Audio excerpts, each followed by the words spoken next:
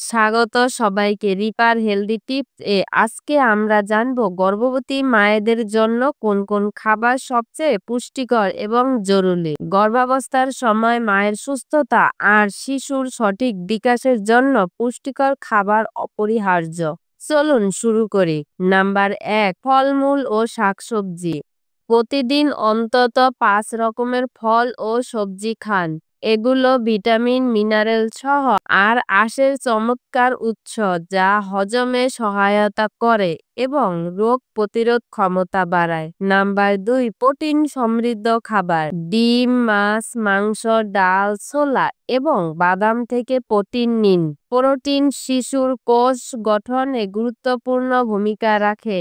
Number ৩, calcium সমৃদ্ধ খাবার। দুধ, দই, পনির বা ক্যালসিয়ামযুক্ত খাবার প্রতিদিন খান। ক্যালসিয়াম শিশুর হাড় ও দাঁতের গঠনে সাহায্য করে।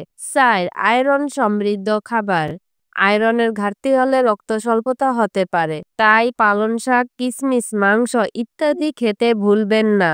আয়রনের শোষণ বাড়াতে ভিটামিন সি সমৃদ্ধ খাবার যেমন লেবু খান। নাম্বার ৫, স্বাস্থ্যকর চর্বি।